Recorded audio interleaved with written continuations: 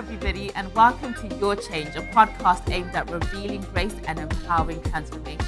To that end, we're starting a new companion podcast to go with our Sunday teaching series, which is currently, and it started today, contending for the opportunity. So we're going to be sitting with Pastor Danny, and he's going to be helping us to flesh out some of the ideas and the concepts that he preached in the Sunday service. So at this point, I just want to welcome Pastor Danny onto our podcast and say thank you so much for joining us. Thank you so much, Shana. Thank you for having me, and I'm excited to have this conversation. Wonderful. So the first thing I want to ask you to do, Pastor Danny, is to just give us an overview of the message and explain so that we can get a little bit of context for those who didn't get to watch the service. Awesome. So, like you said earlier on, that we started a teaching series which is titled Contending for the Opportunity. And this is emanating from the book of Mark, chapter number 10, from verse number 46 to verse number 52. A popular story of a man called Bartimaeus. Though his actual name is not Bartimaeus, because Bartimaeus, it simply means son of Timaeus. Bar means son, and then Timaeus is the name of the father. And we like it so much because it's in line with our theme for the year, which is the season of opportunity, making the most of the times. So when we come now to the story of Bartimaeus, there's a number of things that we can learn there, spiritual principles, spiritual truths that we can apply in our day-to-day life. But I think one of the areas today we've been really looking at is an area to do with anti-change voices. These are voices that oppose us embracing a season of opportunity. So in the story of Bartimaeus, we see Jesus coming to Jericho, and Bartimaeus is sitting right there on the corner as a blind beggar. And when he heard that Jesus was nearby, he did something so peculiar because he went on to shout, calling for the attention of Jesus. But then the crowd that was around him, the Bible says, they went on to yell at him. They rebuked him. They scolded him. In other words, they were trying to silence him. So the whole aspect of contending for the opportunity, this is where it comes in. Because as people are trying to silence him, connecting with Jesus, the Bible says he shouted all the more. In other words, he was increasing the volume, continuing to call for the attention of Jesus. So the aspect of contending for the opportunity comes in the sense that Bartimaeus embraced an opportunity for change, because wherever Jesus went, he presented opportunities for change. So as soon as he heard that Jesus could open the eyes of the blind, Jesus could heal the sick, he decided to seize the moment. He decided to seize the opportunity. But there were voices, opposing voices, that were trying to shut down his expression of faith. And this is where now we find out the whole aspect of contending for the opportunity, because every opportunity that comes our way, we are going to find opposing voices that will try to shut down, that will try to suppress us expressing our faith. Because remember, faith is what makes us able to receive from Jesus Christ. That's why I find that almost every miracle that Jesus performed, it was a response to faith. So in a nutshell, that's what we're going to be dealing with, especially over the coming few weeks, dealing with what we're calling anti-voices, voices that oppose every opportunity of change in our lives. That is awesome. That is a succinct overview of the message. So you mentioned that we have to, you mentioned that blind Bartimaeus, as some people call him, focused on what he could do, and that he shouted for Jesus. He focused on what was working for him. Yeah. How do we, in today's world where there's so much, there are trolls and there's so much negative attitude or negative vibes, how do we focus on that, on the advantage that is placed upon us, and not focusing so much on the enemies of the change that is, presenting itself? I think that's a very good and very relevant question for us to tackle, especially on this podcast, because learning from the story of Bartimaeus, when you look at it from face value, it appears like Bartimaeus his entire life is disadvantaged, because number one, he's a blind man, and number two, he's a beggar. So, when you just look at it face value, one could almost conclude that this man is totally disadvantaged, and not realize that even though blindness presented a disadvantage to him, but there are other areas in his life that were working. In as much as he was blind, but he could hear. As much as he was blind, at least he could talk. So he was able to overcome his areas of weakness by focusing on his area of strength. So where his sight gave him a disadvantage because he could not see the Jesus people are talking about. He could not see what is happening in the city, but at least he could hear that Jesus in the city. And number two, he was able to use his mouth, his voice, to speak and to call the attention of Jesus to his situation. So the lesson that we learn from there in our current life that we can apply in our day-to-day life is, sometimes it's easy to conclude that because I'm disadvantaged in this one area, therefore my entire life is disadvantaged. That when we do that, what we're simply doing is we are shadowing our life from a perspective of weaknesses or a disadvantage, thereby, covering every potential, every strength that we have. Just like Bartimaeus, the fact that he was blind does not mean that he could not speak. The fact that he was blind do not mean that he could not hear. So in our lives, I think we just need to balance it. We acknowledge the areas of our weaknesses, but at the same time, we need to work all the more on the areas of our strength. What can you do? What is working in your life? What can work in your life? Instead of just sitting down and mourning and complaining that, I'm disadvantaged simply because of one area. So it's important for us to be intentional, focus also on the areas that do work in our lives, areas that can potentially work in our lives. Awesome. So what I'm getting from you is that the presence of a negative does not exclude the presence of a positive. Perfect. Excellent. So with that in mind, what are the steps of faith to achieving that mindset? Achieving the mindset of working towards the area of your strength. Yes. I think it's important to be crystal clear in terms of knowing what you want in life, because I think that becomes important. It's more like you're defining a goal. You're defining the end that you want to reach or the goal that you want to attain. And once that is clear and you know what you want, like in the message I was talking about, knowing what you want and also knowing how much you want it. And then number three, where to get what you want. I think this becomes the initial step that we all need to take. Are you sure about what you want? How clear are you about what you really want in life? And then number two, how much do you want it? Because how much you want it is going to create the right attitude in you. It's going to give you the right fuel for you to pursue what you want. Because you remember, between where you are and what you want to attain or where you want to go to, that's where the contending for the opportunity is going to come in. That's where you're going to come across opposing voices that are going to try and shut down your faith, voices that are going to try to pull you down. So I think the initial step that we all need to take is to gain clarity. What is it that you want? Number one. And how much do you want it? And how clear are you of the source of what you want? Where can you get it? Because you're not going to find it everywhere. So once you gain that clarity, then it becomes important just to focus on the particular area.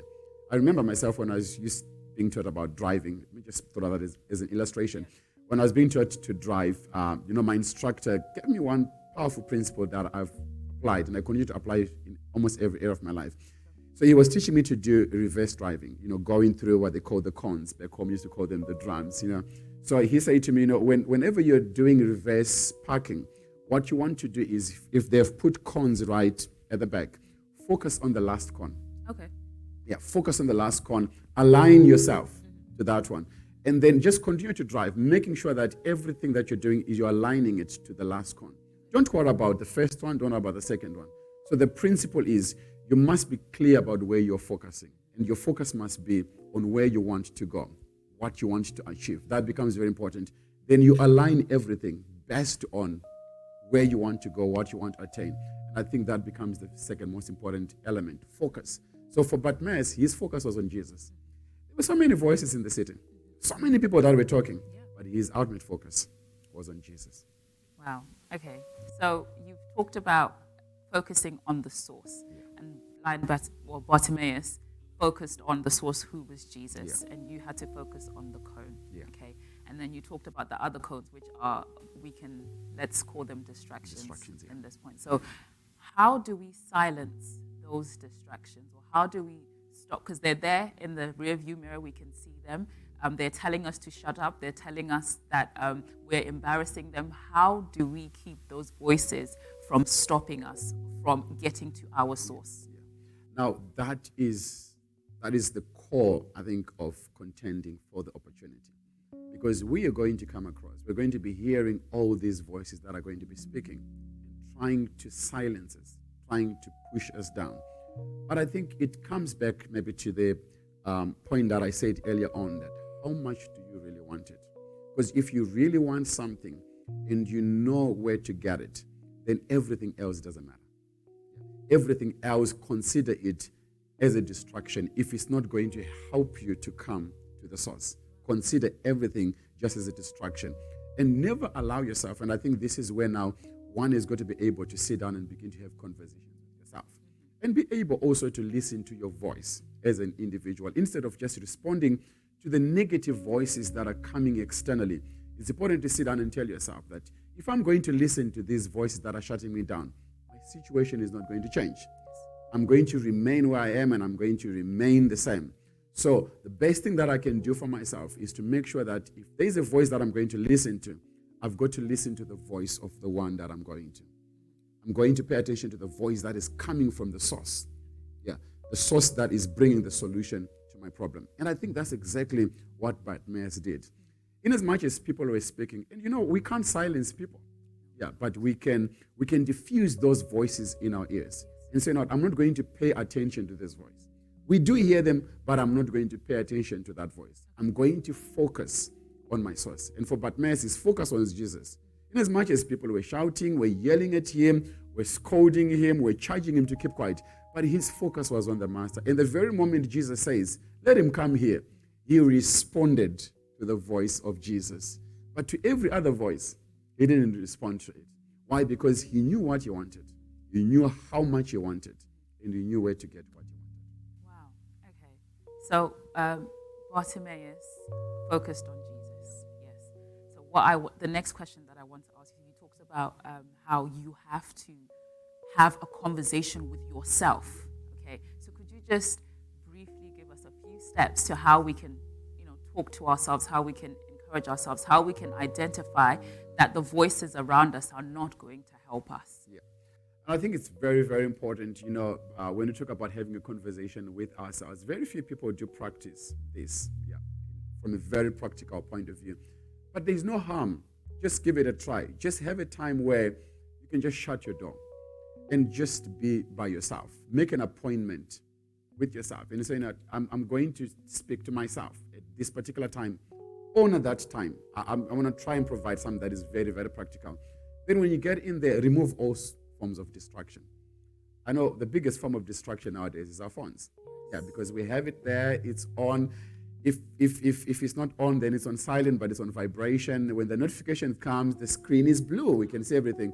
So it's important that we remove all forms, all kinds of distraction when it comes to that. And we begin to ask ourselves questions. You know what? If I'm not going to change, if I'm not going to take a different course of direction, are things ever going to change in my life? Yeah, I'm beginning to have a conversation with myself, and I'm allowing myself to respond and to analyze even the situation that is around us. So I think this is a practical step that we can begin to take in terms of us just having a conversation with ourselves and being honest with ourselves, admitting even some of our weaknesses. I think in the message I was talking about, the first or the initial step to faith is acknowledging our reality. Yeah, I'm acknowledging that this is where I am. If you are unwell, you acknowledge that I'm not well. Yeah, that is before you begin to make declarations and make positive confessions or confessions of faith. But the initial step to the journey of our faith is acknowledging the reality. And I think I mentioned Genesis chapter number 1, that before God began to speak to a chaotic world, there was an acknowledgement that the world was without form. Yes. The world was void. Yeah, that was the starting point. So when it comes to us having a conversation with ourselves, it's important that we become honest with ourselves. What's working? What is not working? Which areas am I disadvantaged in life? I'm having a conversation with myself and I'm being honest with myself. And it's important at that stage that we don't deceive ourselves. Yes. Because many times we tend to, we convince ourselves. Yeah, I don't know how we do it. We convince ourselves that this can work when we know that it's not going to work. Yeah. Yes. So I don't know, there's a way that we are able to deceive ourselves as human beings. But I think when you have time with yourself, it gives you that opportunity to be honest with yourself. And we know it when we lie to ourselves that, you know what, I'm fooling myself here. But I think it's just a matter of bringing ourselves to that place where we just become honest with ourselves. Because I'm having that conversation with myself. The next question, or rather, I just wanted to hone in on something that you said. You said that you have to be honest about your weaknesses. Okay. In our Christian faith, we're told, don't hang on to the weakness, always focus on the positive. How do we balance that, especially with, with mental health hanging in the balance? How do we sort of admit to our weaknesses, but at the same time not allow ourselves to be dragged down by our weaknesses? So when it comes to acknowledging our weaknesses, this is the initial step. Yeah. So which means you're not supposed to end on this step. And I think this is where a lot of people tend to get it wrong. They acknowledge their weaknesses, and then they begin to shape their lives around the area of their weakness or the area of their disadvantage. And they spend more time meditating on their weakness. Yeah. The whole idea of the weakness is just to be honest with yourself. Yeah, as the initial step to your faith, so that you know the kind of a challenge and the problem that you are dealing with. Yeah, you're not just, it's not a blind walk where you close your eyes and you say, I'm not sick, when you know that you're sick. Yes. Yeah. And I think it's a good practice, because when you are on the other side, you are able to appreciate the hand of God, because you know where He has taken you from. You're acknowledging the change that has taken place. Yeah. So in order to bring that good balance, start by acknowledging weaknesses, but don't end with acknowledging weaknesses. Okay. Once you acknowledge, then switch over to the area of your strength. Yeah. Begin to focus on the things that you are able to do. Begin to focus on the things that work. Begin even to focus on the things that potentially can work in your life, and begin to explore them. Begin to work on them. I think in the message I spoke about you making the first move. Just like Bartimaeus, he heard that Jesus came in. He was disadvantaged as far as his vision is concerned, but he took advantage of his sense of hearing and also his ability to speak, confession. And when he did that, he's transitioning from the area of weakness, which is his blindness, and now he's moving to the area of his strength. I can use my voice, right? I can use my sense of hearing. Yeah. What is he doing? He's beginning to shape even his response on the basis of his area of strength, instead of his area of weakness. So for me, the balance comes to acknowledge your weakness, but don't end. Start there, but don't end there. Don't make your weakness become your starting point and your destination. It's just a starting point. Once you finish with that stage, then move on to the area of your strength and begin to take practical steps to harness the areas of your strength. It's really insightful, Pastor Donny. Thank you. The next question that I want to ask is to do with the voices that are coming. So sometimes they're internal voices, what we have led ourselves to believe, but sometimes these voices are coming from people we genuinely respect. Maybe sometimes people we might see as our mentor or someone who means a lot to us. So in that situation, how can we encourage ourselves to not be put down by those voices? Or if it's a case of having a conversation, how do we go about that? I think that is very important and is very practical. I think one of the things that we need to do when it comes to dealing with negative voices that are coming in our lives is to be able to identify, is this a negative voice? Especially in our family setup, school setup, even church setup. It's important to be able to define and be able to categorize and say this is a negative voice, because it's not every negative thing that is said to us, or maybe in leadership we talk of constructive criticism. Yes. Put it that way. Yes. So one can easily say a constructive criticism is a negative voice in my life. So what I'm trying to draw attention to is we must be able to identify whether a voice is an opposing voice. Right?